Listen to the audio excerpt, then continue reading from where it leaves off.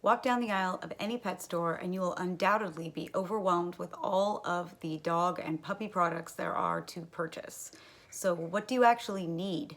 What do you have to have on hand when you bring your dog or puppy home? So I am going to tell you the 10 most important must-have items that you should have on hand when you bring your new puppy home. That's it, 10, not crazy.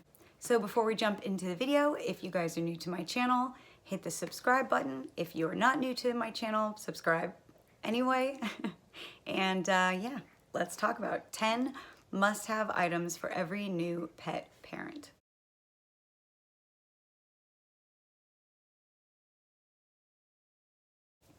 Item number 1 is a crate. This is one of the most important things that you can have, and you really have to have one of these on hand.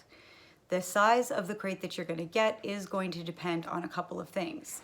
What size is the space where you are going to put your crate? I have a blog article that I wrote called Sleep Training Your Dog, and that sort of discusses the pros and cons between training your puppy to sleep in a dog bed versus a human bed versus a crate. I definitely recommend that you read that. I will link to it below. And then there is another article that I wrote called Crate Training Your Puppy. That's also below. It linked in the description box, and that talks about crate training, where to place your crate, all of that good stuff. For a puppy, you really want the crate to be small. So a lot of crates do offer a divider panel that you can put inside to make them smaller. In general, wire crates are the way to go. If you're going with a dog that is 20 pounds or less, then the best crate would be a 24-inch wire metal crate, and that is generally what I recommend for cockapoos and those kinds of dogs. If you're going to get a larger dog, then you're going to want a larger crate, obviously. So look at the ratings, and I did link one of my favorite crates down below in the description box. I linked it to Amazon Prime, so if you have Amazon Prime, I'm putting all 10 items that are my favorites linked down below in the description box for you. And then you can just either order them or just look at them and see what it is that I recommend and find something similar or whatever works for you, but it's there for reference. All right, so item number 2 is a crate cover. Puppies really do prefer to have a den. They want a den that is nice and dark and enclosed. They feel safer. If they're in a brand new home, they're sleeping overnight, and they're in what feels like a very big room to them, it can feel really insecure and scary. But if they're in a nice enclosed den, it makes them feel a lot safer, makes them feel a lot more secure. So you definitely want to have a cover over your crate.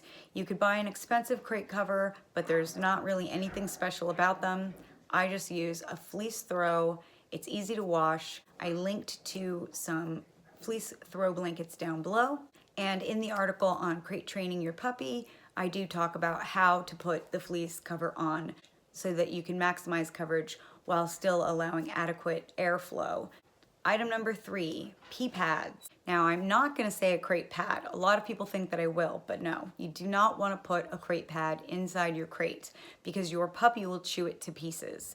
Line the bottom of that crate with either a puppy pad, that's what I recommend, until your puppy is house trained, or some newspaper if you want, although wet newspaper, the ink will rub off on your puppy's fur. So if you have a white or light colored puppy, you probably don't want to do that.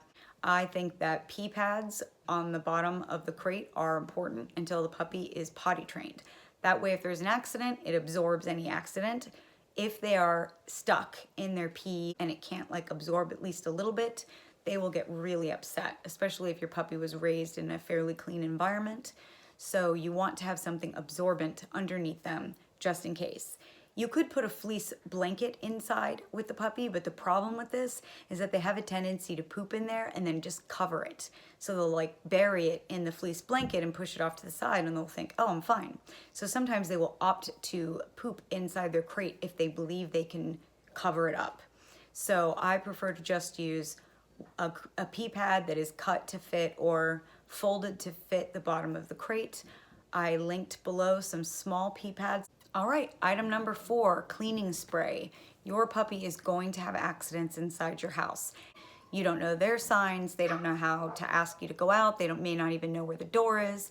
They don't know where they're pottying yet. Everything is new. So it's very, very likely that you're going to have accidents. Enzymatic cleaners tend to work the best. I have linked to one of the most highly rated cleaners down below on Amazon.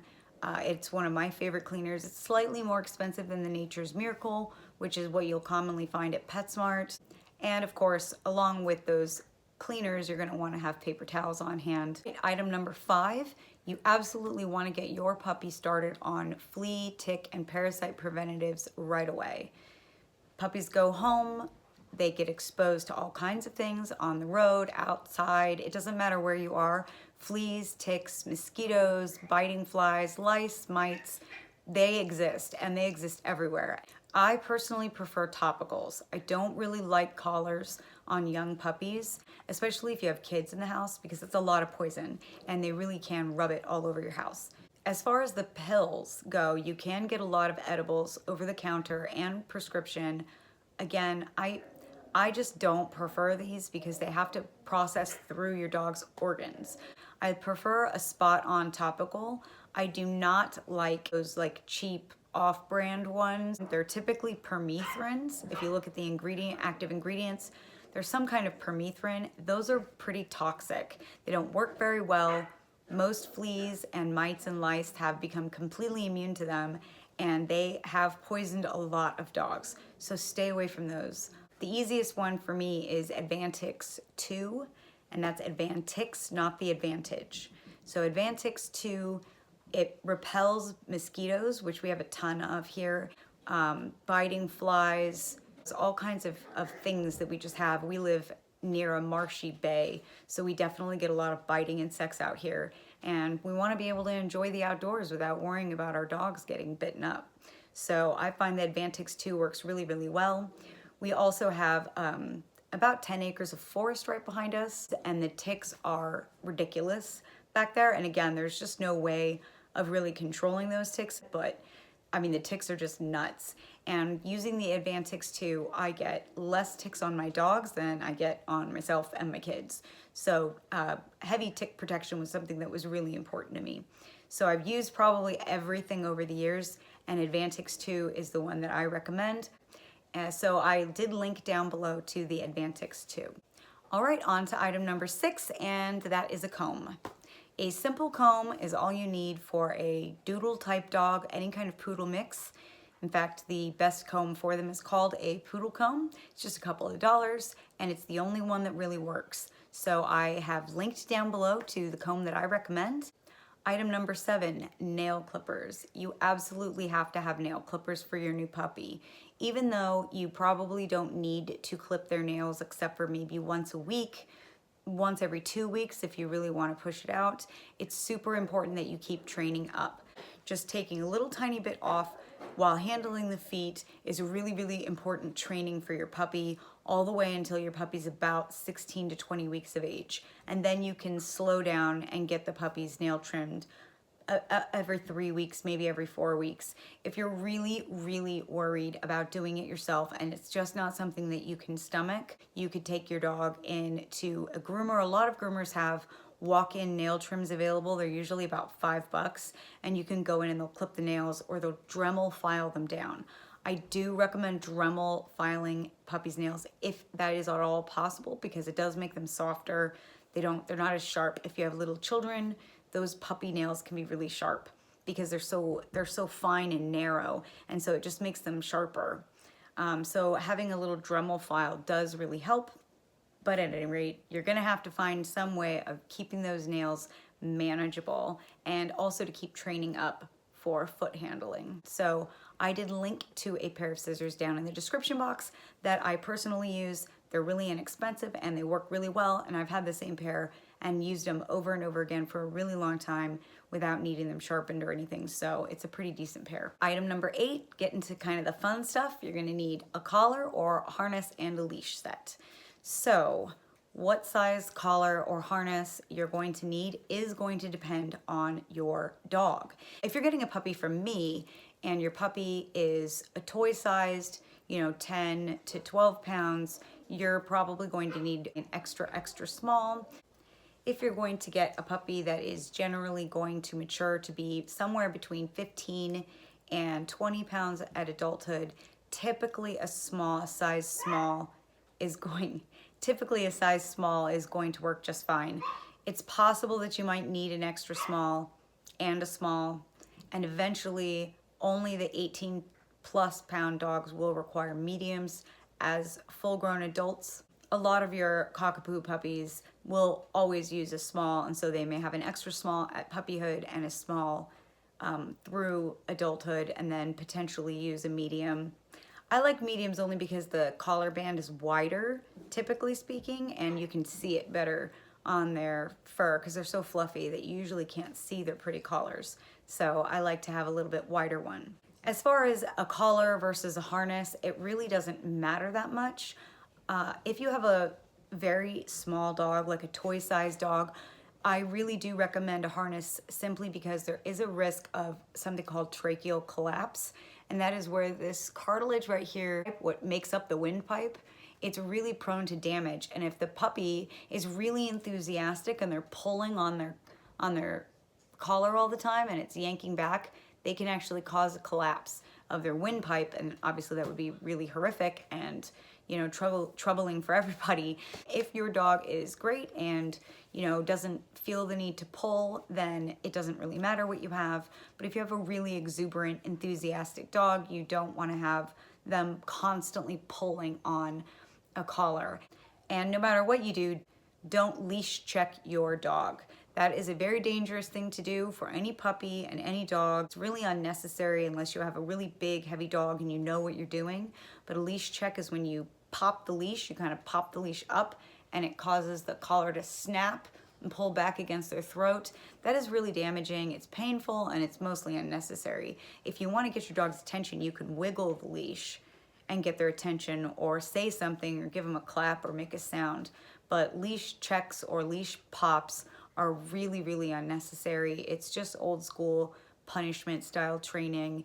It's just not something that you want to do. One thing that you can do, which I recommend, is to just get an extra small, a small, and potentially a medium if you like them, and a leash, all in the same pattern all at once. And that way, as your puppy grows, and if you want to do a harness as well, as your puppy grows, those things will be able to mix and match, and they'll all be the same pattern.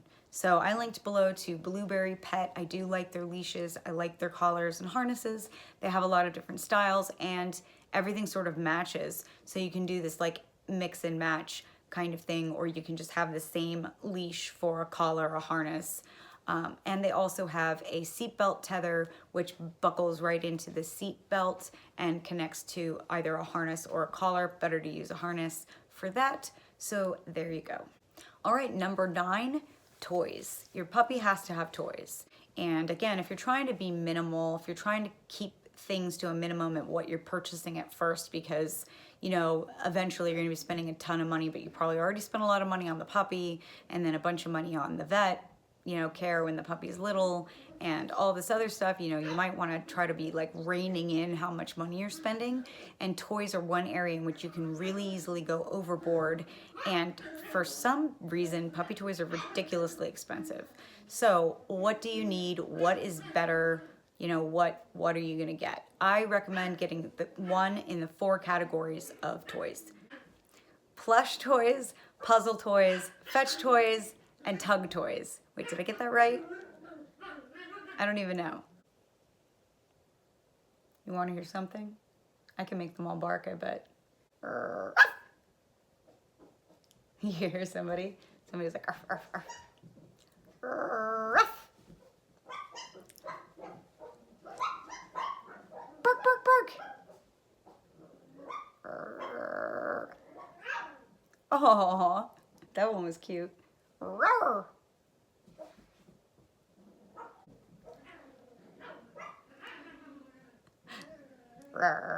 Ooh, vicious. They sound so vicious when they're wrestling. All right, item number 9, toys. Toys are a necessity, but this is one area in which it's really easy to get overwhelmed and to spend a lot. So how do you know which toy to get or which toys to get? There are 4 main categories of toys and types of toys, as far as I can tell, as far as I've just decided it. I have decided there are 4 types of toys. Can I do that? I did that. I decided. I can do that? Yes. It's allowed. I have been given permission. So I've decided, yes. 4 types of toys. There are plush toys, puzzle toys, fetch toys, and tug toys. I got it right this time. So a plush toy, that really is fun because it's sort of, for them, it's sort of like killing a little small fluffy animal, which is sort of harsh when you think about it, but they are carnivores, and it gives them, you know, those, they want to get into their instincts where they're going to want to grab and shake and kill things. So plush toys are really useful for that. Just keep an eye on plush toys. Never crate your dog with plush toys because you don't want them to rip it open while you're not there and ingest any of that fuzz or fluff or fill. So make sure you don't want your dog eating fiberfill. Now, in order to keep the toy count to a minimum, since I decided to make this list nice and small and streamlined for you, I have managed to fulfill all 4 categories of toys with just 2 actual toys. And these 2 toys are by far the favorite toys here. So the first toy is a tug toy. That's very self-explanatory. You know, obviously you need to have the ability to play tug of war with the puppy. This will help the puppy not chew on you. They want to bite and wrestle. That's how they play. It's how they play with their brothers and sisters. They growl and bark and wrestle and, you know, prep themselves for grown-up life as scary carnivores. And if you don't have a tug toy, they will bite you, and they will cover you with bites, and your kids with bites. So you want to give them something to bite onto and still be able to play interactively with you. And that's where a tug toy comes in handy. So ropes, tugs, anything that you've got that they want to grab onto and tug, that's what you want. You can even use fleece blankets, knotted up old socks, although you want to make sure that you don't encourage them to use socks too much because then they might take your good socks. I mean, they sort of just steal your socks whether you want them to or not. I'm not really sure if it makes a difference if you use socks because they just steal socks anyway. Haven't we? Yeah, they all steal socks. I don't even know why we say that anymore. Do you? Like, don't use old socks as toys because you'll teach the dog to steal your socks. Except that if you never use old socks as toys, they still steal your socks. Dogs just like socks. It's weird. And then in order to fulfill the puzzle plush fetch category, I have the hide a squirrel linked down below. I think the hide a squirrel is sort of like a must-have dog toy. It is always the favorite toy. For the last 10 years, this has been the favorite toy of every dog that has ever come through my house. And it's a puzzle toy that's like, it's like a little log, and there's tiny little squeaky squirrels that you stuff inside the log, and they have to pull the squirrels out. This gives them a lot of stuff to do, and then they're plush, and then you can chuck the tiny squirrels like little fetch balls, and they can go grab them and bring them back. So that's 2 toys, and it covers all of those categories. And number 10, it's a food and water dish. This is such a broad topic, food and water dishes. There's so many different types of food and water dishes that that's sort of a video in and of itself, and it's one that I do plan on doing over the next couple of days because it's actually a really pervasive topic. Is that a word? Can I use pervasive there? Did I use that right? I said it was a pervasive topic, but I think I mean not that. It's a really broad topic. Like, just to cover food and water dishes is a video in and of itself. There are so many different types of food and water dishes, and some are really not good to use at all, and some are fantastic. So just sort of stay tuned for that. In the meantime, I did link down below 2 of my favorite, you know, easy stainless steel water and food dishes. The shorthand is that the least expensive, best dishes are just stainless steel. But there are other options out there and better ones. And also it just depends on your space, your dog, your lifestyle, and what kind of training techniques you're gonna use. So to recap, we have a crate cover, pads to put inside the crate. We have cleaning spray to clean up any potty messes, topical parasite preventative and repellent, a comb and nail clippers. I'm like waving my hands around for no reason. A leash, collar, harness, seat belt, whatever you want in that grouping. Basically those kinds of nylon things we use to prevent our dogs from running into the street. Number 9 is toys, and 10 is food and water dish. So there you go. That is 10 must-have items. Essentially, if you have those things, you'll be good to go. Of course, there is one other category, dog food, because that does depend on what your dog is eating already, what you plan on feeding your dog, what kind of dog you have. Food is one of those topics. Plus, it's sort of a given, so yes, you're gonna wanna have dog food at home. I recommend that you keep your dog on whatever food your dog is already being fed. If you increase their stress by changing their diet the day they go home, especially if you change it really, really fast like that, it tends to cause a little bit of diarrhea. You really don't want to stress your new dog out. So if you're bringing home a puppy from me, I will have the Life's Abundance food that I recommend down below. This is a type of food you have to order it online. Shipping is really fast. The price is actually really convenient. You can order it through my link. That gives you a really good price. It ships directly to you. I am an affiliate with this company because I really, really like them. You know, the ingredients are fantastic. And I also really like that they have an excellent probiotic in their dog food. And this is something that I'm constantly telling people, get a probiotic for your puppy. Between the shots and the deworming and the stress and the new environment, just their immune system getting challenged in every way, they can really get diarrhea, and it's super important to have them on probiotics. And some supplements just aren't any good. So then you have to find a supplement that's guaranteed live, and you want to make sure you get the dog to eat it, and it's just an extra thing to measure out, an extra thing to purchase, an extra thing to forget. And so I really love the fact that Life's Abundance has the probiotic already in their food. All of their kibble formulation are all life stages, which means that you can feed any one of them to puppies. I like all of their recipes. Just for simplicity's sake, the puppy food is what they can have currently, but you're welcome to change them. And also, I do know a lot of people will want to get chew treats. And that is another area in which you could get completely overwhelmed with all of the different types of chew treats out there. Snacks, treats, what do you get? As far as dog treats, I recommend just giving your dog real food treats. You can give them cheese, you can give them little bits of hot dog, you can give them little bits of lunch meat, real meat, chicken, little bits of tuna, sardines in the can with the bones and everything. They love sardines. If you can deal with the sardine breath. Bacon is probably by far the best training treat ever. They don't really like dog treats. I know that they like the Life's Abundance treats, but that's about it. Otherwise, they just will eat freeze-dried salmon. I've used freeze-dried meats before, and freeze-dried raw treats, freeze-dried green tripe they like. But if you go into any of the grain treats, look at the ingredients. If they have a ton of ingredients and a whole lot of grain or corn or carbohydrates, it's very unlikely that your cockapoo will eat it. They're really picky. Any poodle mixed dog is picky. Poodles are picky eaters, although some golden doodles can be either or. They can be picky like the poodle, or they can pretty much eat anything in front of their face like a golden retriever. So it does depend on your individual puppy. But if you are getting a cockapoo, the likelihood is that they will turn their little nose up at any treat you buy. So don't spend a fortune on treats. Just start with using kibble and any kind of fresh, good stuff you have at the house. Your dog can eat pretty much all real food that you can eat.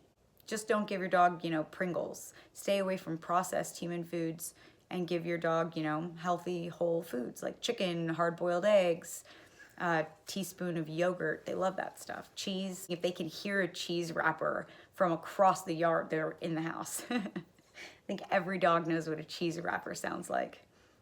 Not that that's real cheese. But if you're wondering about chew types, what chews should you get? Which chews should you get? Which ones should you not? You hear stuff about rawhide not being good, about rawhide being unsafe. Rawhide is safe. This type of rawhide safe. That type of rawhide's not safe. Antlers, horns, feet, ears, what smells, what stains, what doesn't work, what do they hate. Yeah, there's so much different stuff. There's so much different stuff. That's not even good grammar. And the other problem is that these chew treats are typically extremely expensive unless you buy them in bulk, and even then they're really expensive. And then if your dog hates them, you have like 25, $250 worth of this ridiculous chew treat that your dog won't even use. And that I find happens with treats a lot. If you're interested in getting a pack of chews that's sort of a sampler, that's like a full-size chew treat of one of like every one of the best chew treats, let me know in advance. I can put one together for you. I have a whole bunch of different chew treats, and I have them assembled into a multi-treat sample pack. It's 25 bucks, and you get a really good sized chew from just about every category and a list of what they are. And that way you don't have to commit to like a massive quantity of them. You can find out what your dog likes, what's worth it, what's not worth it, and then you will have what you want and what you don't want. And then some extra things that you can always get would be health insurance for your dog. I personally like Healthy Paws. I also link down below. I have a link where you can get, I think it's either a 5 or a 10% discount if you use my link. I don't remember. That you can use that link and you don't have to go through a vet and have a health check first if you use my link, because I'm approved. So I had to go through an application process and get approved before I could recommend people. But I really like Healthy Paws. I think they're one of the best. I did a whole bunch of research on a whole bunch, and Healthy Paws seems to be really good. A lot of people have also said that they like Nationwide. A ton of people like Healthy Paws, and so that's the one that I've been recommending. And pretty much anything other than that is just extra at this point. There's not really anything else that you absolutely have to have. Everything else is just gravy. And that's it. I can't think of anything else to tell you. Well, if this was helpful, guys, give me a thumbs up. If you have any other questions, leave a comment in the comment section down below. Thoughts, comments. Hopefully this was not too painful for you. It was painful for me. I can't even think of how to end this. Hopefully that was helpful. I know that it can be really overwhelming with all of the dog supplies out there, and what's important, what's not important. I do plan on coming up with some other videos that expand on this list, but don't feel like you need to rush out and purchase a whole mess of dog supplies right away. You really want to just focus on the puppy, focus on the crate training, focus on just the very basic early things. It is not necessary for you to have, $500 or $600 worth of supplies right now. I mean, you can if you have the money and you love to shop, man, go for it. But, a lot of times it can be just really overwhelming, and you have to think of where you're going to store all this stuff and everything else. So it makes sense to me to spread it out and get what you absolutely need right away. And then as you kind of go along, figure out what else you might want, what else you might not want. I have a series of videos coming up about all the extra type things, what I think about them, what are good splurges. So if you keep an eye open for those videos, they should help you out. And then finally, if you are picking up a puppy on Saturday, you'll definitely want to see the video that I'm going to do on picking your puppy up. So that video is coming up. We're going to go through everything that you're going to get when you come. So essentially, you're going to pick up your puppy, and your puppy is going to go home with a health record and a little packet. And in that little welcome packet, we're going to go through everything, and we're going to go through the health record so that you're completely ready to go when you come pick up your puppy, and then you can ask any questions you might have and then be on your way. It should streamline the whole process for you so that on Saturday you can come pick up your puppy and just enjoy your puppy. I find that when you show up, you're probably going to be so overwhelmed with excitement and just kisses, puppy kisses and snuggles, and it's going to be really difficult for you to actually focus on anything that I try to tell you. It'll probably I know that it's really difficult because I don't want to inundate you with a whole bunch of information on the day that beautiful little wiggly puppy is in your arms, because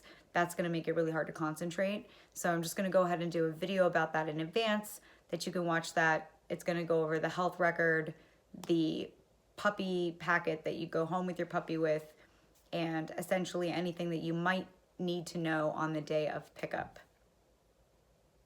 All right, guys, that's the end of this video. Definitely subscribe if you're not subscribed, because I'm going to start putting these videos up as quickly as possible. I just need to sit in front of the camera when it's quiet and make videos, but it's never quiet. It's actually quiet right now.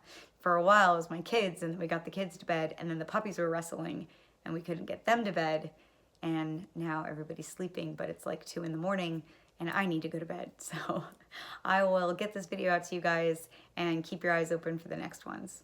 Bye.